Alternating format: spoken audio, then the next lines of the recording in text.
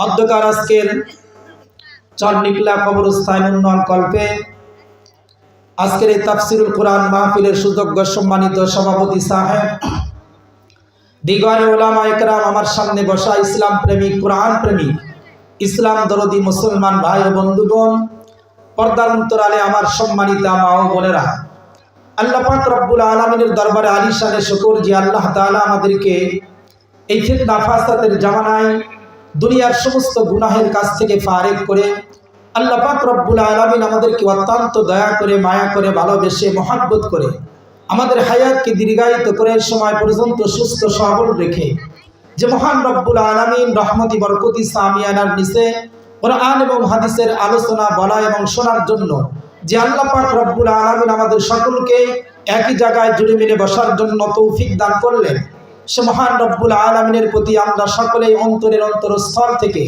ঈমানের আওয়াজকে উঁচু করে একই সঙ্গে একযোগে সকলের সমস্বরে আল্লাহ পাক রব্বুল আলামিনের শুকরিয়া আদায় করছি। সকলে বলি আলহামদুলিল্লাহ। শতকোটি দরুদ ও সালাম সেই মহাবিশ্ব মানবতার কান্ডারি মুক্তির দূত রাহমাতুল লিল আলামিন সাইয়্যিদুল কাওনাইন শাফিউল মুজনিবিন ইমামুল মুরসালিন খাতামান নবিয়্যিন জনাবে মুহাম্মদুর রাসূলুল্লাহ, সকলে বলি সাল্লাল্লাহু আলাইহি ওয়াসাল্লাম। সম্মানিত উপস্থিতি, আমি আপনাদের সামনে পবিত্র কুরআনুল কারীম থেকে সবচাইতে ছোট কয়েকটি সূরার ভিতর থেকে একটি সূরা আপনাদের সামনে তেলাওয়াত করেছি। আল্লাহ পাক রব্বুল আলামিন যদি শামিলে হাল হন, তিনি যদি তৌফিক দান করেন, তাহলে তেলাওয়াতকৃত সূরাকে সামনে রেখে অল্প কিছু সময় একটা বিষয়ের উপর আপনাদের সামনে আলোচনা করব। আল্লাহ পাক রব্বুল আলামিন যেন আমাদের সকলকে এই কথাগুলি বুঝার এবং আমল করার তৌফিক দান করেন, সকলে বলি আমিন। সম্মানিত উপস্থিতি, আল্লাহ পাক রব্বুল আলামিন আমি আপনাদের সামনে যে সূরা তেলাওয়াত করেছি, এই সূরার ভিতরে আল্লাহ পাক রব্বুল আলামিন সর্বপ্রথম একটা সতর্ক বাণী দিয়েছেন। এরপরে আল্লাহ তাআলা কয়েকটা সুসংবাদ অর্থাৎ আশার বাণী আমাদেরকে শোনাইছেন। সতর্ক বাণী এবং আশার বাণী এই দুটাকেই আল্লাহ পাক রব্বুল আলামিন বর্ণনা করার পূর্বে আল্লাহ পাক রব্বুল আলামিন সর্বপ্রথম একটা কসম খাইছেন। আচ্ছা বলেন তো দেখি, সারা পৃথিবীর সমস্ত মানুষ একত্র হয়ে একযোগে একটা কথা যদি বলে, আর সেই কথাকে সত্যায়িত করার জন্য সারা পৃথিবীর মানুষ একসঙ্গে যদি কসম খায়, সারা পৃথিবীর সমস্ত মানুষ একসঙ্গে কসম খাওয়া একটা কথার যেই মূল্য হবে, আল্লাহ পাক রব্বুল আলামিন যদি বিনা কসমেই একটা কথা বলেন, সেই কথার মূল্য সারা পৃথিবীর মানুষের কথার চাইতে কম হবে না বেশি হবে? অবশ্যই বেশি হবে। এরপরও আল্লাহ পাক রব্বুল আলামিন তার বক্তব্য, তার জবানের কিছু কথা বলার আগেই সর্বপ্রথম কসম খাইলেন। এর দ্বারাই বোঝা যায় সামনে যে কথাগুলো বলবেন এ কথাগুলো অবশ্যই কোনো দামি কথা। কথা বলেন ঠিক কিনা? সম্মানিত উপস্থিতি, কসমের পরে আল্লাহ তাআলা যেই কথাগুলো বলছেন, একটা হলো সতর্ক বাণী, আর তার পরের গুলো হলো আশার বাণী। যেমন একটা মিসাল দিলে খুব ভালো করে বুঝবেন, আমাদের দেশের বাংলাদেশের শেষ সীমানা বঙ্গোপসাগর, এই সাগরের উপকূলে যেই সমস্ত মানুষগুলো বসবাস করে, আমার জানা মতে এখন থেকে শুরু করে আগামী বৈশাখ এবং আষাঢ় মাস আসবে, তাদের প্রাণের ঝুঁকি শুরু হবে। কথা বলেন ঠিক কিনা? কারণ সমুদ্র সৈকতের উত্তাল যখন শুরু হয় এবং ঘূর্ণিঝড় যখন শুরু হয়, সমুদ্রের আশেপাশে উপকূলের লোকগুলো যারা বসবাস করে, তাদের জীবন নিয়ে বাঁচা বড় কঠিন হয়ে যায়। কথা বলেন ঠিক কিনা? এমতো অবস্থায় মনে করেন সাগরের ভিতর থেকে কঠিন একটা ঘূর্ণিঝড় শুরু হয়ে গেল। এই ঘূর্ণিঝড়ের সর্বোচ্চ সংকেত বাণী যারা আবহাওয়া বার্তা, আবহাওয়ার খবর যারা আদান প্রদান করেন, এরাই দিতেছিল। কিন্তু তাদের বক্তব্যগুলো তাদের জবাব দিয়ে না বলে আমাদের দেশের প্রাইম মিনিস্টার, যিনি প্রধানমন্ত্রী শেখ হাসিনা, তার জবাব দিয়ে যদি কথাটা বলায়া ফেলেন, তাহলে বলেন তো দেখি এই কথার মূল্য কম হবে না আরো বেশি হবে? আরো বেশি হবে।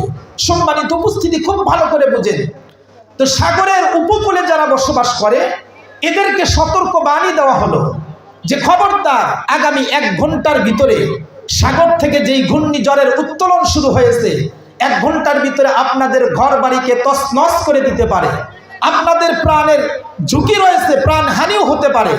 এজন্য যদি আপনারা আপনাদের প্রাণকে রক্ষা করতে চান, সেই ক্ষেত্রে আপনাদের জন্য একটা আশ্রয় কেন্দ্র তৈরি করা হয়েছে, ওখানে আপনারা চলে যান, তাহলে কমস কম আপনাদের জীবনটা বেঁচে যাবে। কথা বলেন ঠিক কিনা? এ কথাটা প্রধানমন্ত্রীর জবান দিয়ে বক্তব্য দিল, এ কথার মূল্য 100% বেশি হবে।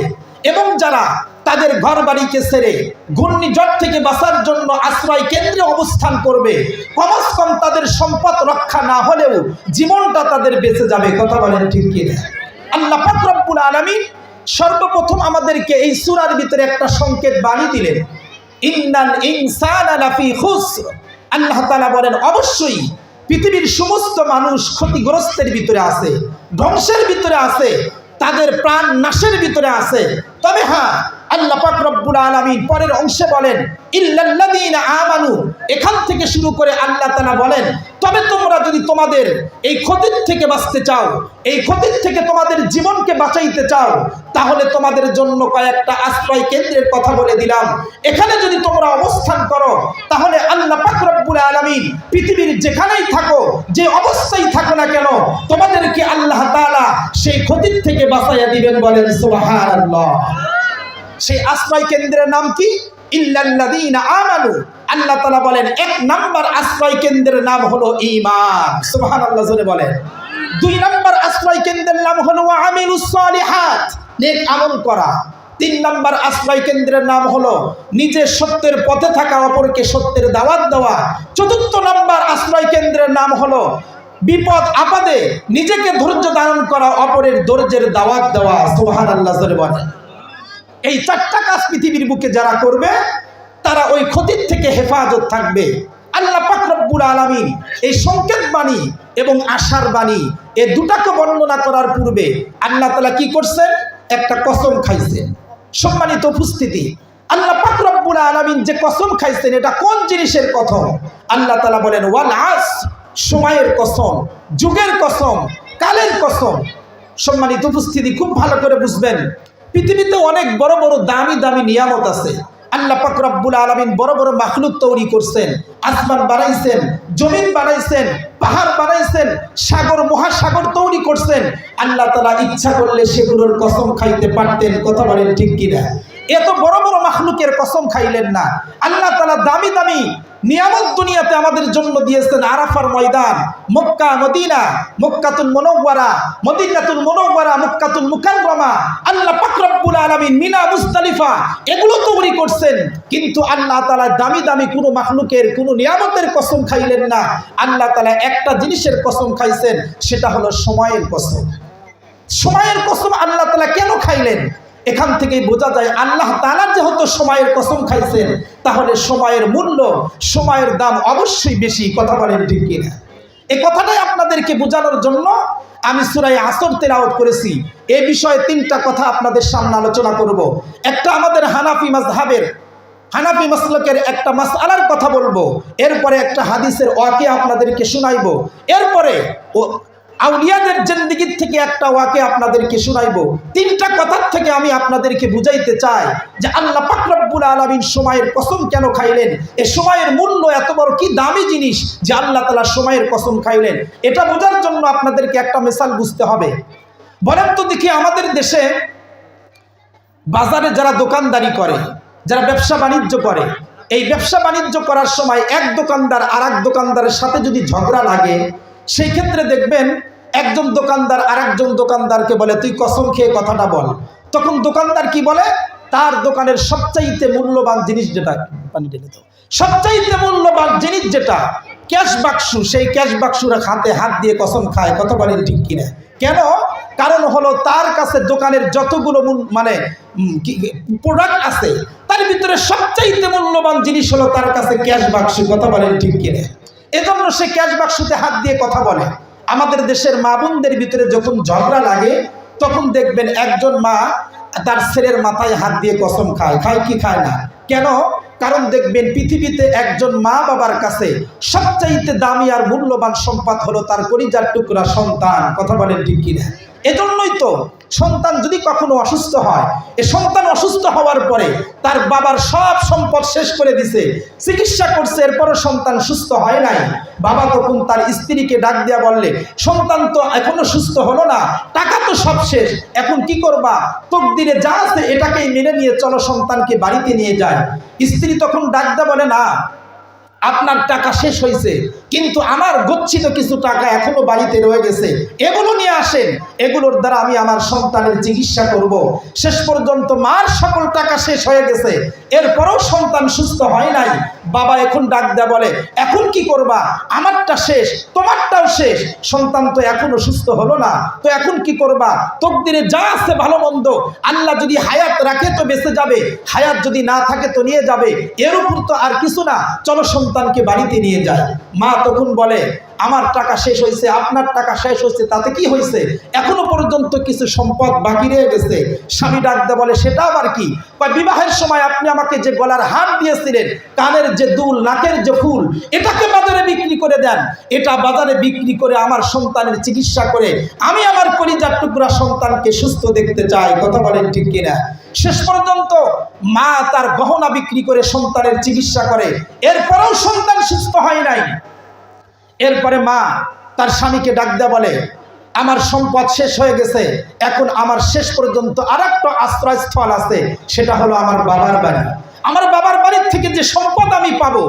তখন বাবার কাছে ফোন লাগায়, বড় ভাইয়ের কাছে ফোন লাগায় বলে, বাবা, বড় ভাই, আমার বিবাহ হওয়ার পর থেকে তোমাদের কাছে তেমন কিছু আবদার জানাই নাই, আজকে আমার সন্তান মরণাপন্ন অবস্থায় হাসপাতালের বেডে কাতরাইতেছে, আমি তোমাদের কাছ থেকে যতটুকুন সম্পদ পাবো, এটাকে বিক্রি করলে যত টাকা হবে, এটা আমি তোমাদের কাছ থেকে চাই না, তোমাদের কাছে যতটুকুন সম্ভব এটা আমাকে দিয়ে দাও, এটা ব্যয় করেও আমি আমার সন্তানকে সুস্থ দেখতে চাই। সুবহানাল্লাহ জোরে বলেন। এখান থেকে বোঝা যায় একজন মা বাবার কাছে পৃথিবীর সবচাইতে দামি সম্পদ হলো সন্তান। কথা বলেন ঠিক কিনা? এজন্যই তো একজন মা আর একজন মহিলার সাথে ঝগড়া লাগলে তার সবচাইতে দামি সম্পদ সন্তানের মাথায় হাত দিয়ে কসম খাওয়ার কথা বলে। কথা বলেন ঠিক কিনা? তো মা তার সন্তানের মাথায় হাত দিয়ে কসম খায়, দোকানদার তার ক্যাশ বাক্সতে হাত দিয়ে কসম খায়, এটা তার কাছে দামি জিনিস। কিন্তু সময় এত বড় কি দামি জিনিস, যার কারণে আল্লাহ তাআলা সময়ের কসম খাইলেন। এখান থেকেই বোঝা যায় অবশ্যই অবশ্যই সময় অত্যন্ত কোনো গুরুত্বপূর্ণ জিনিস হবে। কথা বলেন ঠিক কিনা? সম্মানিত উপস্থিতি, খুব ভালো করে বুঝবেন, আমাদের দেশের আল্লাহ পাক রব্বুল আলামিনের এটা কুদরতি খেলা। কাউকে চাইলে শুধু ছেলে সন্তান দেন, আবার কাউকে চাইলে শুধু মেয়েই দেন, আবার কাউকে ছেলে মেয়ে উভয়টাই দেন, আবার কাউকে কিছুই দেন না। কথা বলেন ঠিক কিনা? কখনো কখনো দেখা যায় সমাজের ভিতরে একই মায়ের গর্ভ থেকে যমজ সন্তান জন্ম হয় কি হয় না?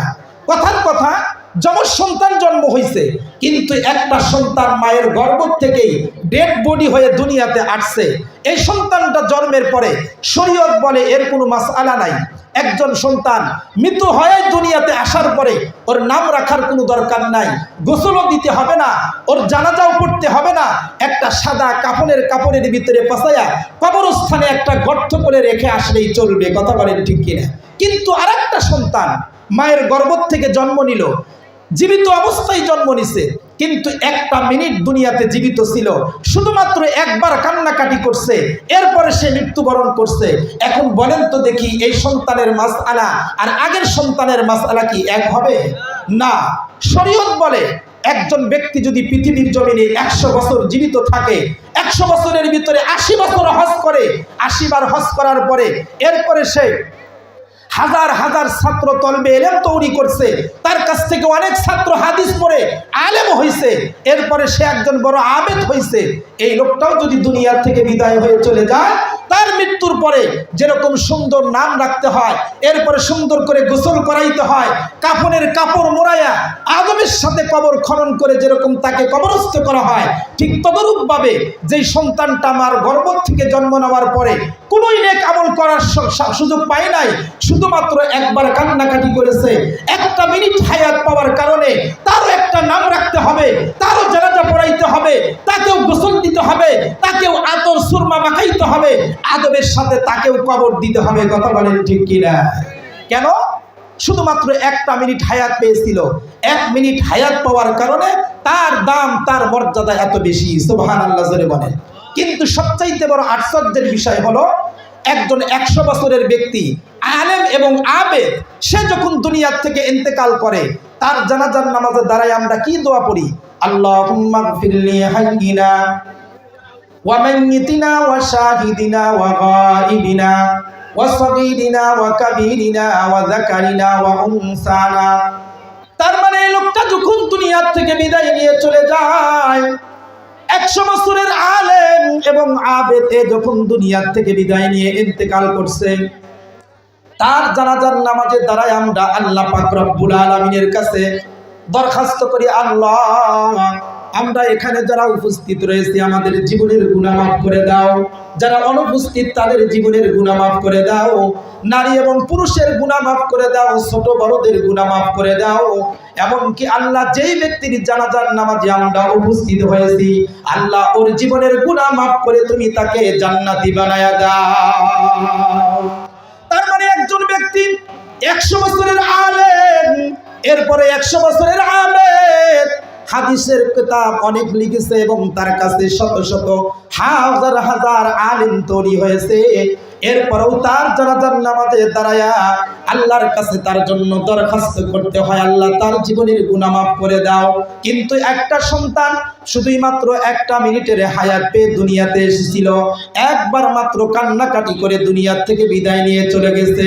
কালেমা পড়ার সুযোগও পায় নাই, কোনো নেক আমল করার সুযোগও সে পায় নাই, এমনকি সুবহানাল্লাহ শব্দ বলার সুযোগ তার হয় নাই। কিন্তু এই সন্তানটা যখন দুনিয়া থেকে বিদায় নিয়ে চলে যায়, তার জানাজার নামাজে দাঁড়ায় আমরা কিন্তু এই দোয়া পড়ি না, তখন আমরা পড়ি আল্লাহুম্মা জাআলহু লানা ফারদা ওয়াজআলহু লানা আজরা ওয়া যুখরা ওয়াজআলহু লানা শাফিআন ওয়া মুশাফফা। তার মানে আল্লাহর কাছে দোয়া করি, আল্লাহ যেই সন্তানটার জানাজার নামাজে আমরা উপস্থিত হয়েছি, মাবুদ গো এই সন্তানটাকে কঠিন কিয়ামতের ময়দানে আমাদের জন্য সুপারিশকারী বানায়া দিও, বলেন সুবহানাল্লাহ।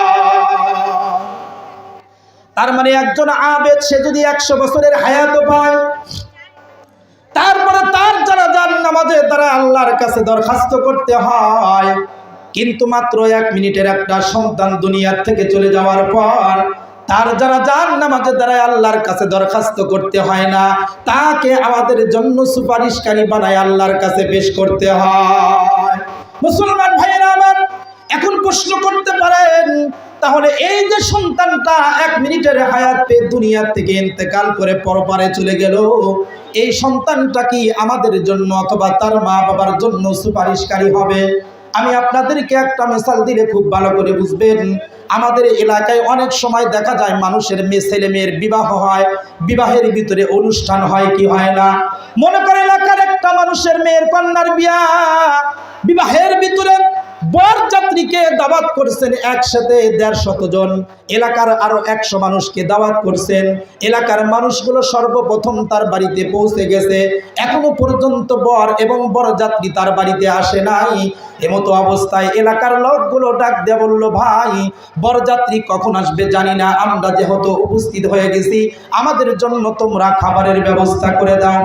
কন্যার বাবা তখন ডাক দিয়ে বলে, আপনারা তো আমার এলাকার মানুষ, আমার মহল্লারই মানুষ, আপনাদেরকে যদি আগে খাবারের ব্যবস্থা করে দেই, এরপরে যদি বরযাত্রীরা আসে 100 অথবা 150 জন লোককে দাওয়াত করেছি, না জানি আরো কত বেশি আসে, এটা তো বলা যায় না, কথা বলেন ঠিক কিনা?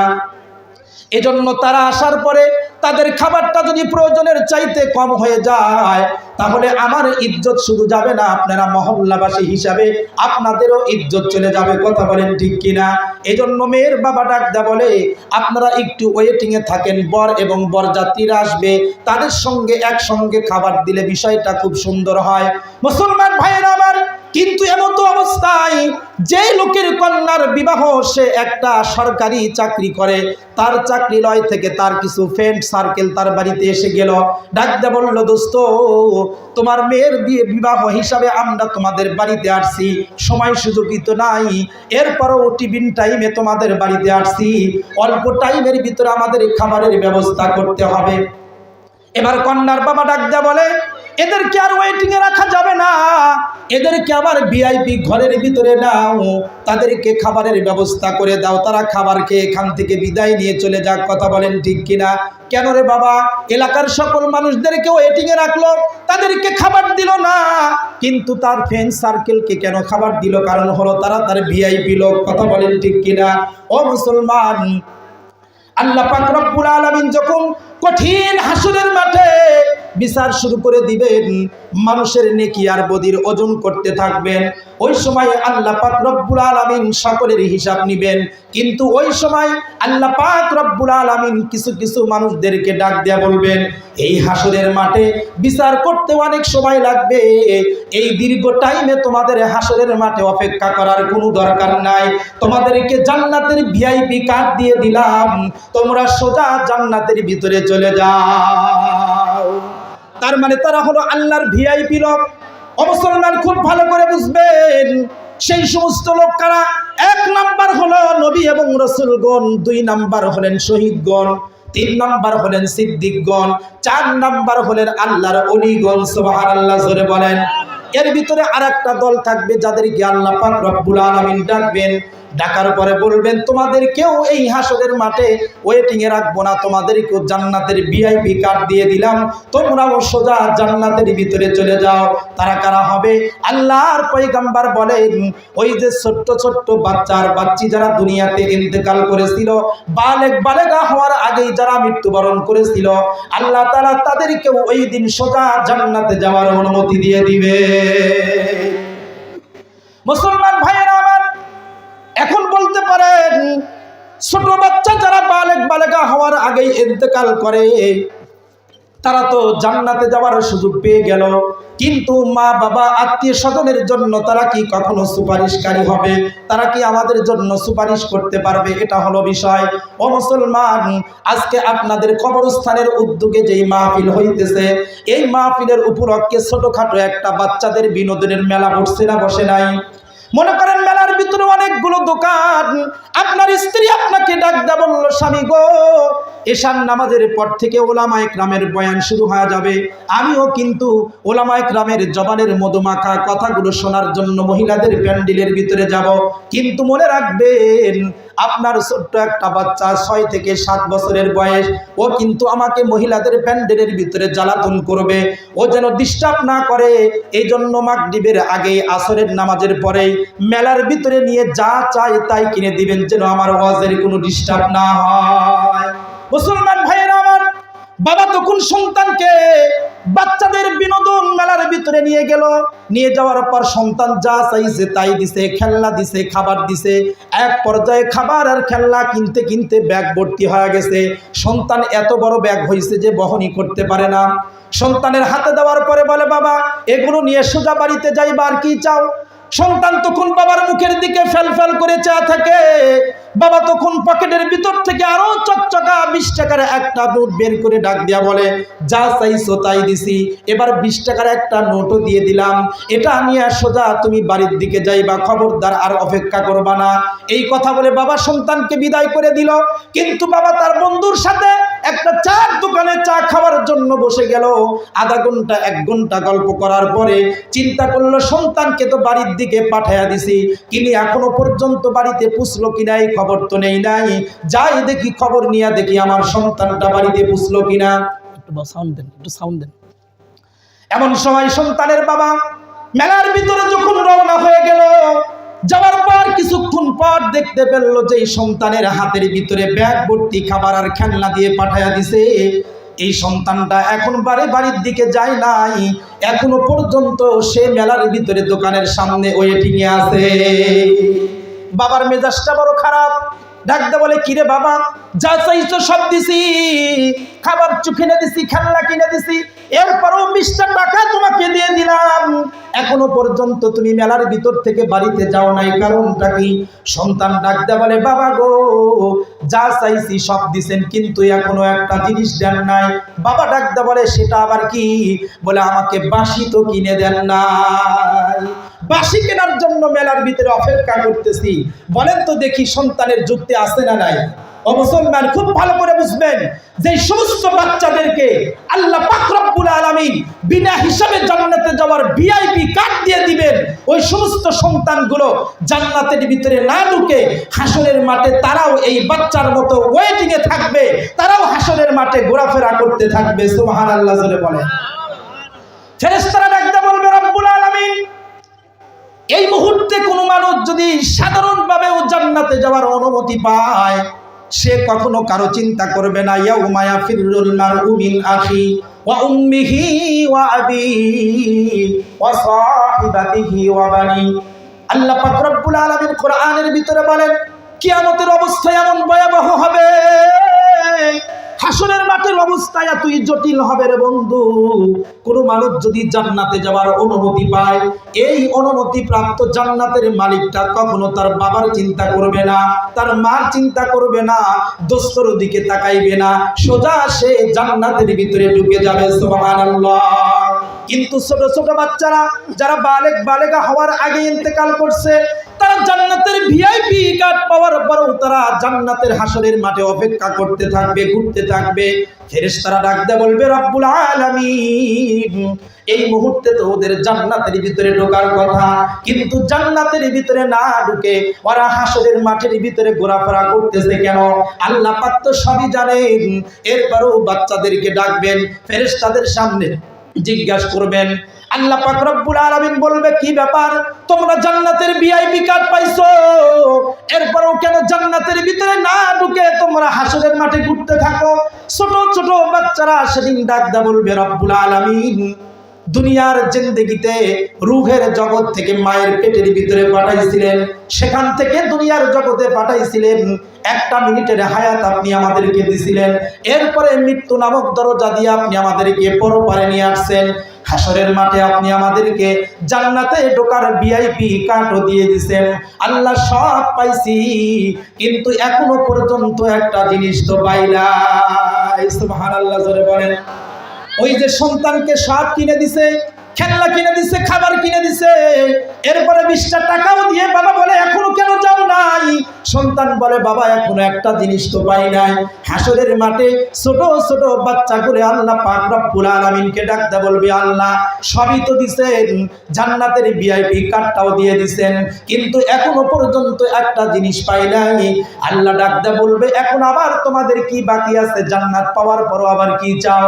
ছোট ছোট বাচ্চারা ডাকতে বলবে, আল্লাহ যেই মা বাবার মাধ্যমে দুনিয়ার ভিতরে একটা হায়াতের জিন্দেগি পাইছিলাম, একটা মিনিট পাওয়ার কারণে আপনি আমার জন্য জান্নাতের দরজাটা উন্মুক্ত করে দিলেন, ওই মা বাবাকে আমাদের সাথে না দেওয়া পর্যন্ত আমরা কখনো জান্নাতের ভিতরে ঢুকবো না। জোরে বলেন সুবহানাল্লাহ।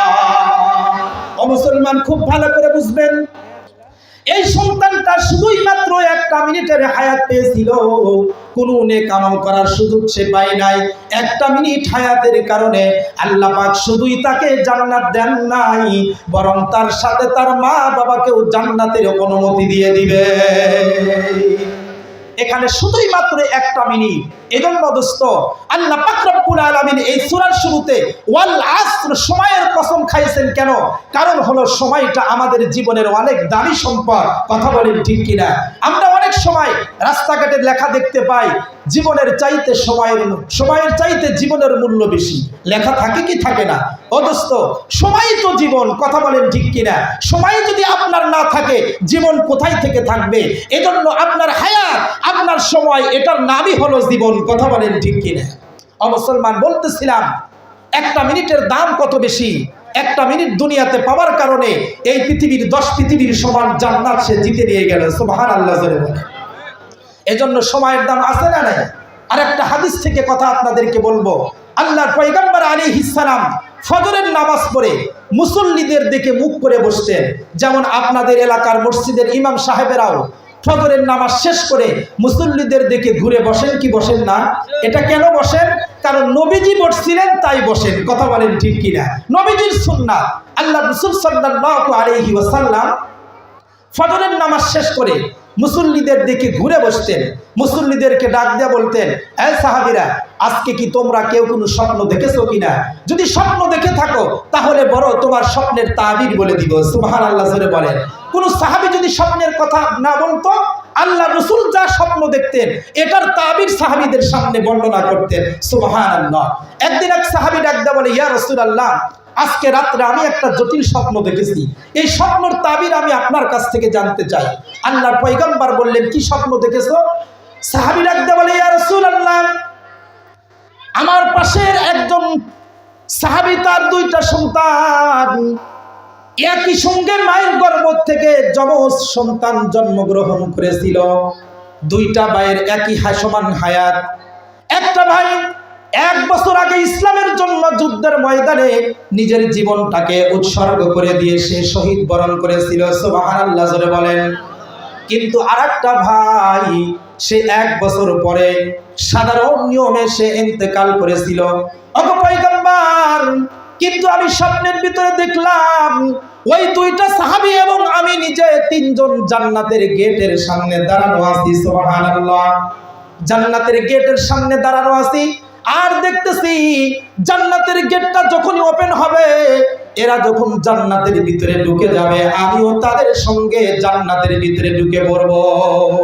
কিন্তু কিছুক্ষণ পর জান্নাতের ভিতর থেকে কয়েকজন সাহাবী বের হয়ে আসলেন এবং সর্বপ্রথম যেই সাহাবীটা যুদ্ধের ময়দানে নিজের জীবনটাকে আল্লাহর রাস্তায় শহীদ করে দিলেন, তাকে নিয়ে সাহাবীরা ফেরেশতারা জান্নাতের ভিতরে ঢুকলেন না। সর্বপ্রথম ওই সাহাবীকে নিয়ে গেলেন যিনি 1 বছর পরে সাধারণভাবে ইন্তেকাল করলো। ওগো পয়গম্বর, এর কিছুক্ষণ পর আবার জান্নাতের ভিতর থেকে ফেরেশতারা বের হয়ে আসলেন। আসার পরে যেই সাহাবীটা যুদ্ধের ময়দানে শহীদ হয়ে গেল, ওই সাহাবীর হাতটাকে ধরে জান্নাতের ভিতরে প্রবেশ করাইলো। আমি তখন আমি তখন ফেরেশতাদেরকে জিজ্ঞাসা করলাম, ও ফেরেশতা ভাই, দুইজনকেই জান্নাতের ভিতরে নিয়ে গেলা, আমার কি জান্নাতের ভিতরে ঢোকার সুযোগ নাই? ফেরেশতারা তখন ডাক দিয়ে বলল, আপনার এখনো পর্যন্ত মৃত্যু হয় নাই, এজন্য জান্নাতে ঢোকার অনুমতি আপনার নাই, তবে আপনার কপালেও জান্নাত আল্লাহ তাআলা লিখে রাখছেন। সুবহানাল্লাহ জোরে বলেন। সাহাবী ডাক দিয়ে বলে, ওগো পয়গম্বর, আমার প্রশ্ন হলো, যেই সাহাবীটা নিজের জীবনকে উৎসর্গ করে দিয়ে যুদ্ধের ময়দানে শহীদ হয়ে গেলেন, সেই তো আগে জান্নাতে ঢোকার কথা ছিল, কিন্তু যেই ভাইটা 1 বছর পরে সাধারণভাবে ইন্তেকাল করে দুনিয়া থেকে বিদায় নিয়ে গেল, ওই সাহাবীটা সর্বপ্রথম কেন জান্নাতের ভিতরে ঢুকলো? আর আগে যিনি ইন্তেকাল করছেন, শহীদ হয়ে গেছেন, তিনি কেন পরে জান্নাতের ভিতরে প্রবেশ করলো? আল্লাহর পয়গম্বর ডাক দিয়ে বলেন, এটা সহজ একটা হিসাব। যেই সাহাবীটা 1 বছর পরে দুনিয়া থেকে ইন্তেকাল করছেন, ওই সাহাবীটা 1টা বছর দুনিয়াতে জীবিত ছিল। 1 বছরের ভিতরে 360 দিনে প্রত্যেক দিন 5 ওয়াক্ত ফরজ নামাজ আদায় করেছে। কথা বলেন ঠিক কিনা? প্রত্যেক ওয়াক্তের ভিতরে 2 রাকাত, 3 রাকাত, 4 রাকাত ফরজ নামাজ, সারাদিন মোট 17 রাকাত ফরজ নামাজ আদায় করেছে। প্রত্যেকটা রাকাতের ভিতরে 2টা করে সিজদা দিয়েছে। প্রত্যেকটা সিজদার ভিতরে কমস কম 3 বার সুবহান রাব্বিয়াল আলা, আর রুকুর ভিতরে সুবহান রাব্বিয়াল আযীম, এই স্লোগান তো অবশ্যই দিয়েছে। সাহাবী ডাক দিয়ে বলে, ইয়া রাসূলুল্লাহ, অবশ্যই দিয়েছে। আল্লাহর পয়গম্বর বলেন, এই সারা বছরের ভিতরে একটা রমজান মাস সে পেয়েছে। কথা বলেন ঠিক কিনা? 30টা রোজা সে রেখেছে, এরপরে রমজান মাসের ভিতরে সবে কদর সে নসিব করেছে। এবার বলো তো দেখি, যেই সাহাবীটা শাহাদাত বরণ করেছে, ওই সাহাবীর চাইতে এই সাহাবীর নেকির পাল্লাটা ভারী হবে কিনা? সাহাবী বলে, ইয়া রাসূলুল্লাহ, অবশ্যই ভারী হওয়ার কথা। আল্লাহর পয়গম্বর বলেন, 1 বছর দুনিয়াতে বেশি জীবিত ছিল, 1 বছর বেশি নেক আমল করার কারণে আল্লাহ পাক রব্বুল আলামিন শহীদের আগে তাকে জান্নাতের ভিতরে ঢুকাইছে। মুসলমান ভাইরা আমার, এই হাদিস থেকে আমি আপনাদেরকে যেটা বুঝাইতে চাই, একটা সাহাবী 1 বছর বেশি দুনিয়াতে জীবিত ছিলেন, এই জন্য সে জান্নাতে যাওয়ার অনুমতিটাও আগে পেয়ে গেলেন। এজন্য মুসলমান, দুনিয়ার 1টা মিনিটের হায়াত, 1টা দিনের হায়াত, 1টা সপ্তাহের হায়াত, 1টা মাসের হায়াত, এটা অনেক বড় সম্পদ। এটা যে যত বেশি পাবে, সে হায়াতের জিন্দেগি যদি নেকির কাজের ভিতরে কাটায় দেয়, আল্লাহ পাক রব্বুল আলামিন অবশ্যই তাকে আগে জান্নাতে যাওয়ার সুযোগ করে দেয়। এখন বলেন তো দেখি, আপনার হায়াতের প্রত্যেকটা সেকেন্ড, প্রত্যেকটা মিনিট যদি নেকির কাজে লাগাইতে থাকেন, বলেন তো দেখি আপনার সময়ের দাম আল্লাহর কাছে আছে না নাই? অবশ্যই আছে। এজন্যই আল্লাহ পাক রব্বুল আলামিন ওয়াল আসর, সূরা আসরের ভিতরে সময়ের কসম খেয়ে বলেন অবশ্যই সময় দামি জিনিস। এজন্য তোমরা তোমাদের হায়াতের জিন্দেগিকে তোমরা কাজে লাগাইতে থাকো, এটা নিয়ামতকে গনিমত মনে করে তোমরা আখিরাতের পথেই গোছাইতে থাকো, তাহলে তোমাদের হায়াতের প্রত্যেকটা সেকেন্ডের দাম পুরা পৃথিবীর সমান হবে। সুবহানাল্লাহ। কথার কথা, আউলিয়া ইকরামের হাজার ঘটনা একটা কিতাব, সেই কিতাবের ভিতরে একটা ওয়াকে আমরা দেখতে পাই।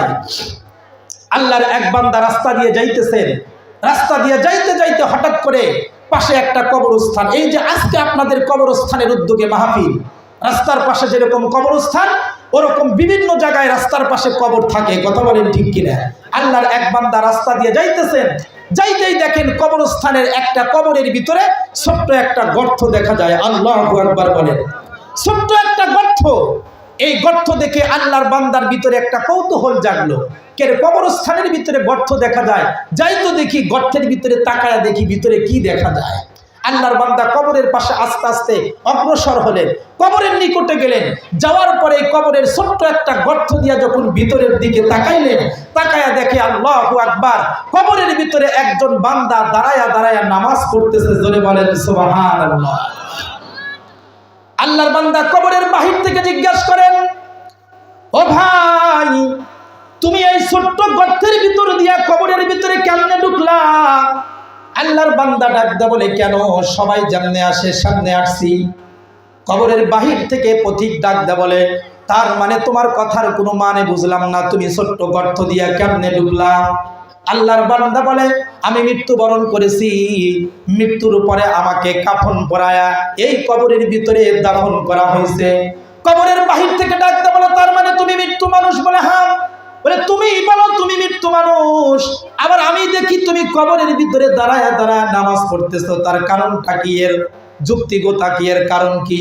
আল্লাহর বান্দা কবরের ভিতর থেকে ডাকতে বলে, দুনিয়ার ভিতরে যতদিন পর্যন্ত আমি জীবিত ছিলাম, ততদিন পর্যন্ত সমাজের যেখানেই থাকতাম, যেই কাজে আমি করতাম, আমার দিনের ভিতরে একটাই চিন্তা আর চেতনা ছিল, কখন মসজিদের মিনার থেকে হাইয়া আলাস সালাহ, হাইয়া আলাল ফালার আওয়াজ আসবে, তখনই আমি আমার কাজকে বন্ধ করে নামাজের জন্য দৌড়াইব। বলেন সুবহানাল্লাহ।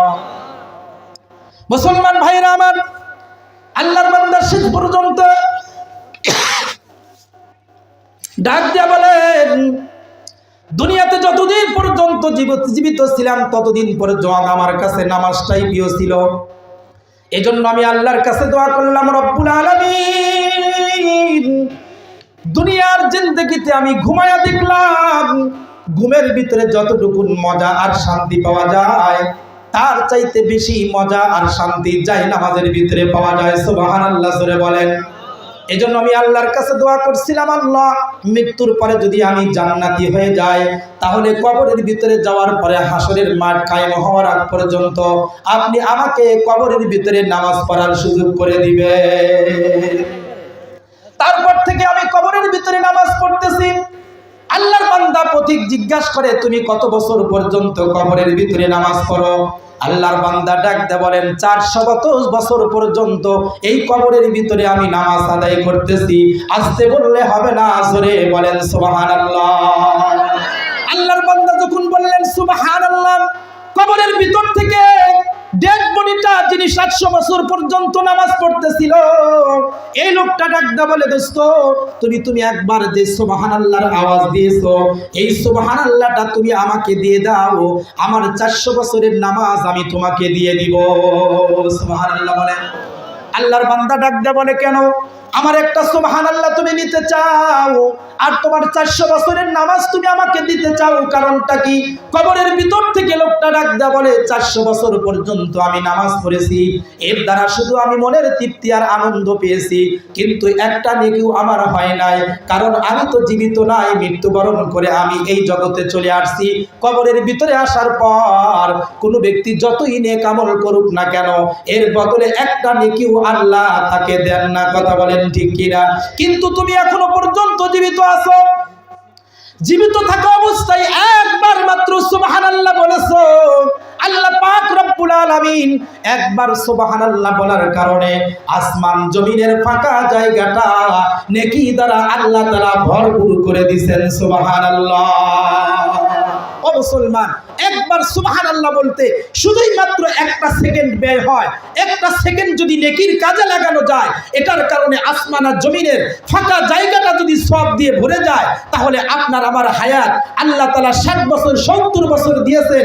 এই 70 বছর হায়াতের জিন্দেগি শুধুই মাত্র যদি আল্লাহর গোলামিতে কাটায়া দেই, তাহলে আমার মনে হয় আপনার চাইতে স্পেশাল জান্নাত আল্লাহ তাআলা কাউকে দিবেন না। কথা বলেন ঠিক কিনা? এজন্য দেখেন, আজকে কবরস্থানের উদ্যোগে মাহফিল, যারা কবর জগতে চলে গেছে তাদের আর নেকি কামাই করার কোনো সুযোগ নাই। কথা বলেন ঠিক কিনা? কিন্তু আমরা এখনো পর্যন্ত জীবিত আছি, না জানি কখন মৃত্যু এসে যায়। দোস্ত, আজকেও আমাদের মহল্লাতে একজন ব্যক্তি মৃত্যুবরণ করছে, তার ডেড বডি জানাজার অপেক্ষায় করতেছে। কথা বলেন ঠিক কিনা? হতে পারে আজকে আমার মৃত্যু হতে পারে, আগামীকালও হতে পারে।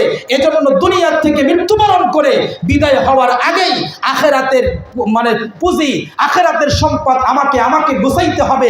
এজন্যই আল্লাহ পাক রব্বুল আলামিন বলেন, ওয়াল আসর, সময়ের কসম খেয়ে বলতেছি, সময় অত্যন্ত দামি জিনিস, অনেক গুরুত্বপূর্ণ জিনিস। মৃত্যু হওয়ার আগেই তোমার সময়কে তুমি কাজে লাগায়া দাও। কথা বলেন ঠিক কিনা? এজন্য দোস্ত, শেষ পর্যন্ত একটা কথা বলেই বিদায় নেব। মৃত্যুর পরে আপনার শরীরের ভিতরে কাফনের কাপড় জড়াইতে হবে। কথা বলেন ঠিক কিনা? কাফনের কাপড় জড়ানোর আগেই আপনি আপনার জিন্দেগিকে ঈমান এবং নেক আমল দিয়ে জড়ায়া নেন, তাহলে আশা করা যায় মৃত্যুর পরে কবরে যাইতে দেরি হবে, কিন্তু কবরটা জান্নাতের বাগান হতে দেরি হবে না। কথা বলেন ঠিক কিনা?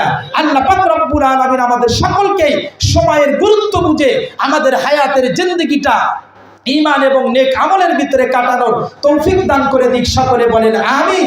ওয়া আখির দাওয়ানা আনিল হামদুলিল্লাহি রাব্বিল আলামিন। আসসালামু আলাইকুম ওয়া রাহমাতুল্লাহি ওয়া বারাকাতুহু।